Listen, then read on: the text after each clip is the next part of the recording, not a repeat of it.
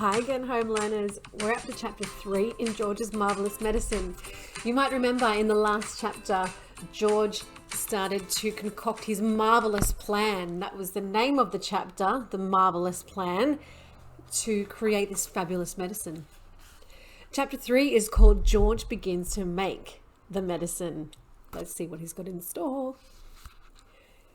George took an enormous saucepan out of the cupboard and placed it on the kitchen table. "George!" came a shrill voice from the next room. "What are you doing?" "Nothing, Grandma," he called out. "You needn't think that I can't hear you just because you closed the door. You're rattling the saucepans." "I'm just tidying the kitchen, Grandma." Then there was silence. George had absolutely no doubts whatsoever about how he was going to make his famous medicine. He wasn't going to fool about wondering whether to put in a little bit of this or a little bit of that. Quite simply, he was going to put everything that he could find into his medicine. There would be no messing about, no hesitating, no wondering whether a particular thing would knock the old girl sideways or not. The rule would be this: whatever he saw, if it was runny or powdery or gooey, in it went. Nobody had ever made a medicine like that before. If it didn't actually cure Grandma, then it would anyway cause some exciting results. It would be worth watching, that's for sure. George decided to work his way around the various rooms one at a time and see what each room had to offer. He would first go to the bathroom. There were always lots of funny things in the bathroom. So upstairs he went, carrying the enormous two-handled saucepan before him. It's a big saucepan. In the bathroom, he gazed longingly at the famous and dreaded medicine cupboard. In the bathroom, he gazed longingly at the famous and dreaded medicine cupboard. But he didn't go near it. It was the only thing in the entire house that he was forbidden to touch. He had made solemn promises to his parents about this, and he wasn't going to break them. There were things in there, they had told him, that could actually kill a person, and although he was already out to give Grandma a pretty fiery mouthful, he didn't really want a dead body on his hands. George put the saucepan on the floor and went to work.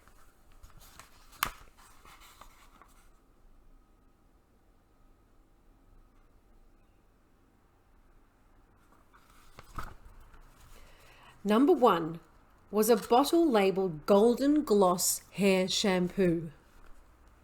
He emptied it into the pan. "This ought to wash her tummy nice and clean," he said. He took a tube full of toothpaste and he squeezed out the whole lot of it in a long worm.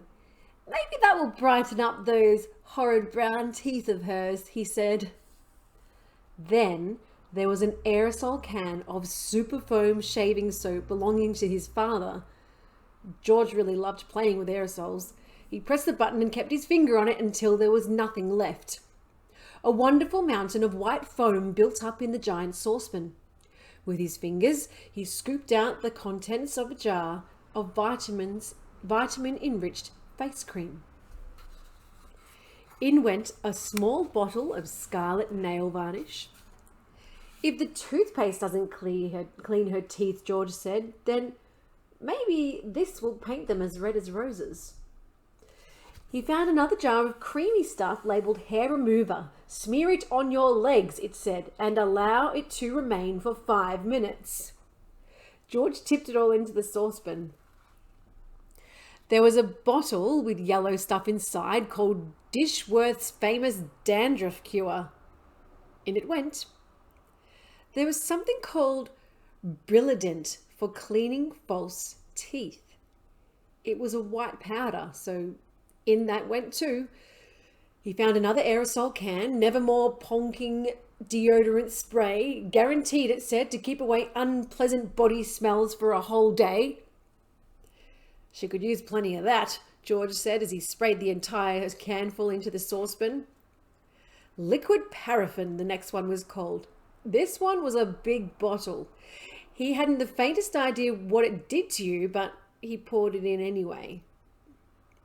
That, he thought, looking around him, was about all from the bathroom. On his mother's dressing table in the bedroom, George found yet another lovely can. It was called Helga's Hair Set. Hold 12 inches away from the hair and spray lightly. He squirted the whole lot into the saucepan. There was a bottle of perfume called Flowers of Turnips. It smelled of old cheese. In it went. And into went a large round box of powder.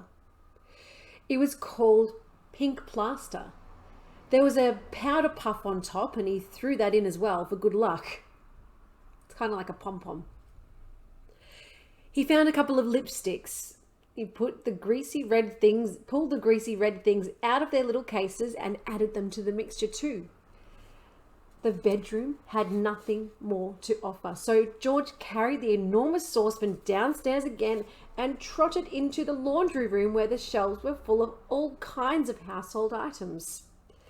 The first one he took down was a large box of super white for automatic washing machines. Dirt, it said, will disappear like magic. George didn't know whether Grandma was automatic or not, but she was certainly a dirty old woman, so she'd better have it all, he said, tipping the whole box full. There was a big tin of Waxwell floor polish.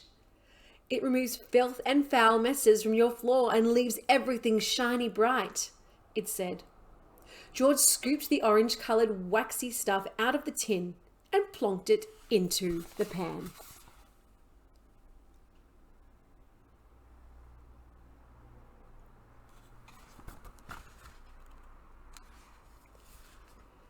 There was a round cardboard carton labelled flea powder for dogs. Keep well away from the dog's food, it said, because this powder, if eaten, will make the dog explode. Good, said George, pouring it all into the saucepan. He found a box of canary seed on the shelf. Perhaps it'll make the old bird sing, he said, and in it went. Next, George explored the box with shoe cleaning materials, brushes and tins and dusters. Well, now, he thought, Grandma's medicine is brown, so my medicine must also be brown, or she'll smell a rat. Meaning she'll know that there's something up. Meaning she'll know that something's up. The way to colour it, he decided, would be with brown shoe polish. The large tin he chose was labelled dark tan. Splendid. He scooped it all out with an old spoon and plopped it into the pan. He would stir it up later. On his way back to the kitchen, George saw a bottle of gin standing on the sideboard. Grandma was very fond of gin. She was allowed to have a small nip of it every evening. Now he would give her a treat. He would pour in the whole bottle. And he did. Back to the kitchen, George put the huge saucepan on the table and went over to the cupboard that served as a larder.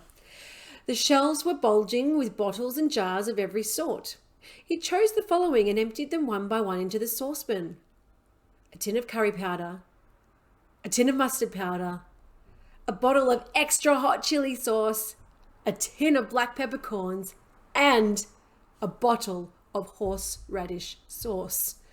There, he said aloud, that should do it. George! Came the screechy voice from the next room. Who are you talking to in there? What are you up to? Nothing, Grandma, absolutely nothing, he called back. Is it time for my medicine yet?